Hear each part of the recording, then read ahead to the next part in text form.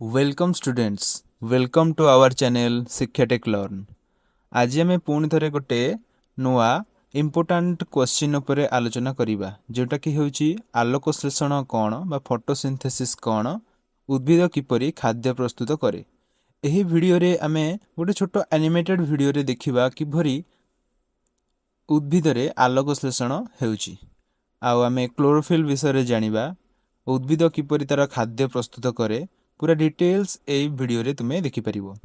जो माने नुआ चैनल को सब्सक्राइब करो आ लाइक करो, कमेंट करो जहाँ डाउट रोची आ वीडियो रो लास्ट पर्यंत रुह देख कि भली लागुच तुमको आ परीक्षा रे जेमती हेले ए क्वेश्चन आसीबो। लेट्स स्टार्ट करिबा। फोटोसिंथेसिस पढ़िया पूर्वरु मोर गोटे क्वेश्चन तुम्हें याकू कमेंट बॉक्स रे दबो।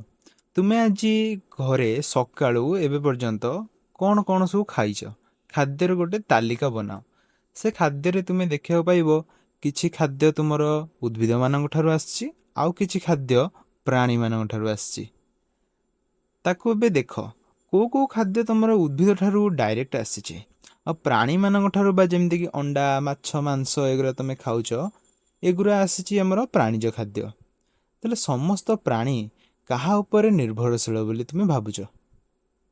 ठीक, उद्भिद मानक उपरे।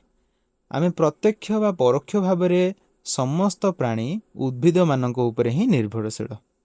देख गोटे छेली से कौन कर ना घास खाऊँ, तापर आम गोटे छेलीटी को खाऊचे बा कौन सी मांस आम खाऊचे, ताले आम परोक्ष भाव में गछ उपर ही निर्भरशील। से माने प्रत्यक्ष भाव में खाइले आम परोक्ष भाव में ग्रहण करुचु। तेणु उद्भिद होउची जोटा कि निज खाद्य निजे प्रस्तुत करिथाए आ से होउची प्रथम शक्ति बा सूर्य ठार आसुथिबा फास्ट एनर्जी को सी ही ग्रहण करिथाए। तापरे फूड चेन माध्यम रे आम पाखक आसुची। आमे डायरेक्ट खाऊ बा कौन सी फल खाइले आमे डायरेक्ट खाइथिबा, आउ कौन जदि आमे माछ मांस खाउचे ताले आमे इनडायरेक्ट भी सेही एनर्जी को ही आमे नौचे। तेणु उद्भिद होउची प्रथम जी कि निज खाद्य निजे प्रस्तुत करिथाए। तो आलोक श्लेषण कौन? सबुज उद्भिद सूर्यालोकर उपस्थिति रे जल और कार्बन डाइऑक्साइड रु निज खाद्य प्रस्तुत करिथाए। एहाको आमे आलोक श्लेषण कहिबा। एही प्रक्रिया रे दुईटी उपादान बाहरी थाए। प्रथम है ग्लूकोज बा खाद्य तैयारी हुए, आउ ऑक्सीजन बाहरी थाए।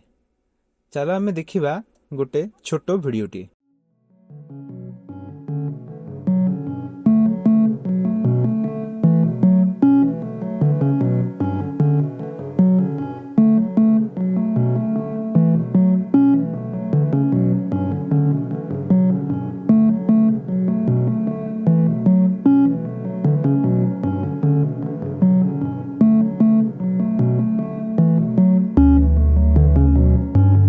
भिडियो रे आमे देखिले किभली सूर्य किरण पत्र ऊपर पड़ुची और कार्बन डाइऑक्साइड किभली पत्र भितर पशुची। आउ गछ कौन करुची ना मूल द्वारा जल और खनिज लवण शोषण करी खाद्य प्रस्तुत करुची। यहाँ को आमे फोटोसिंथेसिस कहिबा। आउ शेष रे कौन होची ना ग्लूकोज जोटा कि खाद्य तैयारी होची, जोटा कि पत्र रे तैयारी होता आ ऑक्सीजन बाहरी थाए।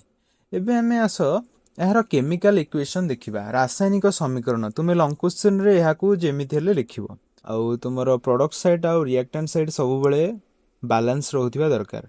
देखो एपटे कार्बन अछि 6 टी, तुमरो प्रोडक्ट साइड रे भी देखो कार्बन 6 टी अछि। हाइड्रोजन देखो 12 टी अछि। एपटे देखो तुमरो प्रोडक्ट साइड रे भी 12 टी अछि। सब बेले देखुथिबो ऑक्सीजन भी सही भली देखो बैलेंस अछि। देखो रिएक्टेंट आ प्रोडक्ट साइड रे सब बेले तुमरो बैलेंस रहिबो बा सेम रहिबो। सेम रहिले ही आमे याको कहिबा गोटे बैलेंस इक्वेशन कहिबा। ताले कार्बन डाइऑक्साइड आ जल मिसिकी आ सूर्यालोक और क्लोरोफिल रो प्रेजेंस रे ग्लूकोज आ ऑक्सीजन तैयारी हेथाय। ये ऑक्सीजन टा कोन हेथाय ना वायुमंडल को पळे जायथाय। सब बेले मन रखियो ग्लूकोज रो फार्मूला टा एटा तुमरो एमसीक्यू रे आसी पारे C6H12O6। आलोक संश्लेषण तुमे जानिलो। एबे आस देखिबा आमे आलोक संश्लेषण रे केउ सब वस्तु दरकार होइथे, जेमति कि सूर्यालोक, क्लोरोफिल, कार्बन डाइऑक्साइड और जल। सूर्यालोक को छाड़िले आलोक संश्लेषण संभव नुहे। ସୂର୍ଯ୍ୟ ହେଉଛି ମୁଖ୍ୟ ସ୍ରୋତ ଯେଉଁଟାକି ଆଲୋକ ସଂଶ୍ଳେଷଣରେ ହେଲ୍ପ କରିଥାଏ। ଖାଦ୍ୟ ପ୍ରସ୍ତୁତରେ ବି ସାହାଯ୍ୟ କରେ। କ୍ଲୋରୋଫିଲ୍ କ୍ଲୋରୋଫିଲ୍ ସୂର୍ଯ୍ୟାଲୋକକୁ ଧରି ଖାଦ୍ୟ ବା ଗ୍ଲୁକୋଜ୍ ତିଆରିରେ ସାହାଯ୍ୟ କରିଥାଏ। କ୍ଲୋରୋଫିଲ୍ ପତ୍ରରେ ଗୋଟେ ସବୁଜ ରଙ୍ଗର ଦ୍ରବ୍ୟ ଯେଉଁଟାକି ଏଇଭଳି ଦେଖାଯାଏ, ଯେଉଁଟାକି ଷ୍ଟୋମାଟା ଭିତରେ ଥାଏ, ଯେଉଁଟାକି ସୂର୍ଯ୍ୟ କିରଣକୁ ଟ୍ରାପ୍ କରି ସେ ଖାଦ୍ୟ ପ୍ରସ୍ତୁତରେ ସାହାଯ୍ୟ କରିଥାଏ। କାର୍ବନ ଡାଇଅକ୍ସାଇଡ୍ ଦେଖ, କାର୍ବନ ଡାଇଅକ୍ସାଇଡ୍ ଷ୍ଟୋମାଟା ଦ୍ୱାରା ପତ୍ରର ଭିତରକୁ ପ୍ରବେଶ କରେ। ଦେଖ, ତୁମେ ଷ୍ଟୋମାଟା କ'ଣ ଯଦି ବୁଝିପାରୁନ, ଦେଖ ପତ୍ରରେ ଗୋଟେ ଛୋଟ ଛୋଟ ଛିଦ୍ର ଥାଏ, ଯେଉଁଟାକି ଗଛ ତାର ସେପଟେ କାର୍ବନ ଡାଇଅକ୍ସାଇଡ୍କୁ ଗ୍ରହଣ କରେ ଆଉ ଅମ୍ଳଜାନକୁ ବାହାରକୁ ଛାଡ଼ିଥାଏ। ଏଇଭଳି ଦେଖାଯାଏ, ସେଟା ଏଇଭଳି ଦେଖିପାରୁଥିବ। ତାପରେ ଜଳ ବିନା କୌଣସି ଜିନିଷ ସମ୍ଭବ ନୁହେଁ, ତେଣୁ ଜଳ ନିହାତି ଦରକାର। ମୂଳ ମାଟିରୁ ଜଳ ଶୋଷଣ କରି ପତ୍ରକୁ ପଠାଇଥାଏ, ପତ୍ର ପାଖରେ ପହଞ୍ଚେ ଏବଂ ତାର ଆଲୋକ ଶୋଷଣ ପ୍ରକ୍ରିୟା ଆରମ୍ଭ ହୋଇଯାଏ। ଆମେ ଏବେ ଆଗକୁ ଜାଣିବା ଆଲୋକ ଶ୍ଳେଷଣର କ'ଣ ସବୁ ଷ୍ଟେପ୍ ରହିଛି ଆଉ ଆଲୋକ ଶ୍ଳେଷଣ କ'ଣ ପାଇଁ ଗୁରୁତ୍ୱପୂର୍ଣ୍ଣ ସେଇଟା ଜାଣିବା।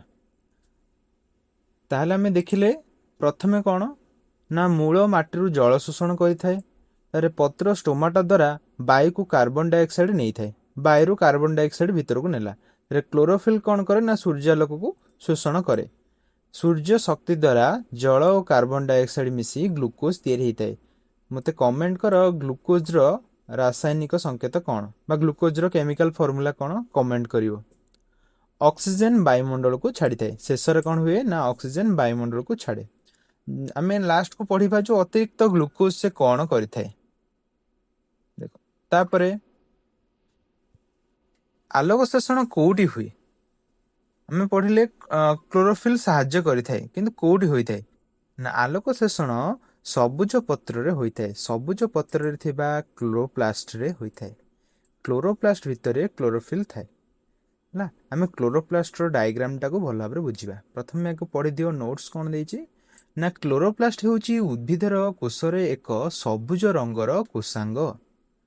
ଉଦ୍ଭିଦର କୋଷରେ ଗୋଟେ ସବୁଜ ରଙ୍ଗର କୋଷାଙ୍ଗ ହେଉଛି କ'ଣ କ୍ଲୋରୋଫିଲ୍। କ୍ଲୋରୋଫିଲ୍ ନାମକ ରଙ୍ଗର ରଙ୍ଗକ ଥାଏ। କ୍ଲୋରୋଫିଲ୍ ନାମକ ଗୋଟେ ରଙ୍ଗକ ଥାଏ। କ୍ଲୋରୋପ୍ଲାଷ୍ଟ ଭିତରେ କ୍ଲୋରୋଫିଲ୍ ଥାଏ। ଏହା ସୂର୍ଯ୍ୟର ଆଲୋକ ଶୋଷଣ କରି ପ୍ରକାଶ ସଂଶ୍ଳେଷଣ ବା ଫଟୋସିନ୍ଥେସିସ୍ରେ ସାହାଯ୍ୟ କରିଥାଏ। ତାହେଲେ ଜାଣିଲ କ୍ଲୋରୋପ୍ଲାଷ୍ଟ ଭିତରେ କ୍ଲୋରୋଫିଲ୍ ଥାଏ, ଯେଉଁଟାକି ଆଲୋକ ଶୋଷଣରେ ସାହାଯ୍ୟ କରେ। ଆମେ ଏବେ ଦେଖିବା ଏହାର ଡାଇଗ୍ରାମ। ଆଉ କ୍ଲୋରୋପ୍ଲାଷ୍ଟର ଡାଇଗ୍ରାମଟା ତୁମେ କରିବ ଯଦି ତୁମର ଏଇ ଇମ୍ପୋର୍ଟାଣ୍ଟ କ୍ୱେଶ୍ଚିନ୍ କି ଫଟୋସିନ୍ଥେସିସ୍ ପଡ଼ିଛି ଲଙ୍ଗ କ୍ୱେଶ୍ଚିନ୍, ତାହେଲେ ତୁମେ ଷ୍ଟେପ୍ ବାଇ ଷ୍ଟେପ୍ ଏଭଳି ଭାବରେ କରିବ। ଆଉ କ୍ଲୋରୋପ୍ଲାଷ୍ଟର ଡାଇଗ୍ରାମ କରିବାକୁ ବି ଭୁଲିବ ନାହିଁ। କ୍ଲୋରୋପ୍ଲାଷ୍ଟର ଏଇଟା ଇଂଲିଶରେ ଅଛି, ତୁମେ ଓଡ଼ିଆରେ ଏଟାକୁ ଲେଖିବ ସବୁ। କ୍ଲୋରୋପ୍ଲାଷ୍ଟ ଦେଖ ଏଇଭଳି ଗୋଟେ ଯେଉଁଟାକି ତାର ଆଉଟର ମେମ୍ବ୍ରେନ୍ ବା ବାହ୍ୟ ଆବରଣ, ତମେ ଲେଖିବ ଏଇଟା ହେଉଛି ବାହ୍ୟ ଆବରଣ। ତାପରେ ତାର ଇନର ମେମ୍ବ୍ରେନ୍ ଗ୍ରାନମ୍, ଦେଖ ଏଇ ଥାଇଲାକଏଡ୍ ଏଇଟା କୁହାଯାଏ, ଥାଇଲାକଏଡ୍।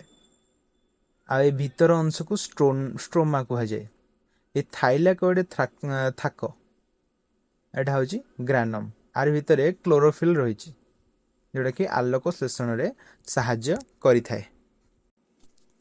ଆଲୋକ ଶ୍ଳେଷଣର ଗୁରୁତ୍ୱ ବା ଇମ୍ପୋର୍ଟାନ୍ସ କ'ଣ ରହିଛି? ଚାରୋଟି ମୁଖ୍ୟ ଇମ୍ପୋର୍ଟାନ୍ସ ଅଛି, ଯେଉଁଟାକି ଖାଦ୍ୟ ଉତ୍ପାଦନ, ଅକ୍ସିଜେନ୍ ଯୋଗାଣ, ବାୟୁର ସମତୁଳନ ରକ୍ଷା କରିବା ଆଉ ଶକ୍ତିର ମୂଳ ଉତ୍ସ। ଉଦ୍ଭିଦ ତୁମେ ଜାଣିଛ ନିଜ ଖାଦ୍ୟ ନିଜେ ପ୍ରସ୍ତୁତ କରେ, ତେଣୁ ଖାଦ୍ୟ ଉତ୍ପାଦନ ଉଦ୍ଭିଦର ମୁଖ୍ୟ କାମ। ତାପରେ ଜୀବମାନଙ୍କ ପାଇଁ ଆବଶ୍ୟକୀୟ ଅକ୍ସିଜେନ୍ ଦେଇଥାଏ। ଆମେ ଅକ୍ସିଜେନ୍ ଏଇ ଉଦ୍ଭିଦମାନଙ୍କ ଠାରୁ ହିଁ ପାଇଥାଉ।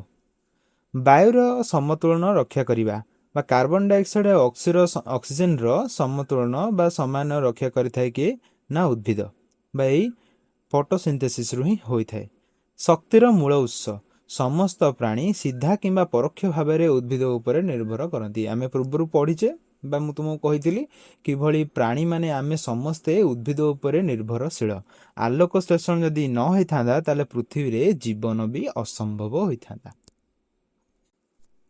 ଏହି ଆଲୋକ ଶ୍ଳେଷଣରେ ଯେଉଁ ଅତିରିକ୍ତ ଗ୍ଲୁକୋଜ୍ ରହିଯାଏ ସେ କ'ଣ କରେ? ଗଛ କ'ଣ କରେ? ତାକୁ ସଞ୍ଚିତ କରି ରଖେ, ଫଳ ଆକାରରେ ସଞ୍ଚିତ କରି ରଖେ। ଯେମିତିକି ମାଟି ତଳେ ସେ ଆଳୁ ରଖିଥାଏ, ଆମ ପାଇଁ ଚାଉଳ ଗହମ ଯେତେ ପ୍ରକାର ଫଳ ସବୁ ଆମେ ଦେଖୁଛେ ଗଛ କଣ କରେ ତାର ଏକ୍ସଟ୍ରା ଗ୍ଲୁକୋଜ ସେ କଣ କରେ ନିଜେ ପରେ ବ୍ୟବହାର କରିବା ପାଇଁ ବା ସେ ତାକୁ କଣ କରେ ସଞ୍ଚିତ କରି ରଖିଦେଇଥାଏ ଯୋଉଟାକି ଷ୍ଟାର୍ଚ ଆକାରରେ ସଞ୍ଚିତ କରି ରଖେ ଯେମିତିକି ବିଭିନ୍ନ ପ୍ରକାର ସବୁ ଆମେ ଫଳ ଖାଇଥାଉ ଯୋଉଟାକି ଆମେ ଗଛରୁ ଡାଇରେକ୍ଟ ପାଇଥାଉ। ଏହା ରହିଲା ତୁମର ପୁରା ଗୋଟେ ଲଙ୍ଗ କ୍ୱେଶ୍ଚିନ୍। ଆଲୋକ ଶୋଷଣ କ'ଣ, ଉଦ୍ଭିଦ କିପରି ତାର ଖାଦ୍ୟ ପ୍ରସ୍ତୁତ କରିଥାଏ। ଏବେ ଆମେ କ୍ଲାସଟିକୁ ଏଣ୍ଡ କରିବା। ଥ୍ୟାଙ୍କ ୟୁ ସୋ ମଚ୍ ଯେଉଁମାନେ ଲାଷ୍ଟ ପର୍ଯ୍ୟନ୍ତ ଏଇ ଭିଡ଼ିଓଟିକୁ ଦେଖିଛ। ଆଉ ଲାଇକ୍ ସେୟାର କର ଆଉ ସବସ୍କ୍ରାଇବ୍ କରିବାକୁ ଭୁଲିବ ନାହିଁ। Thank you.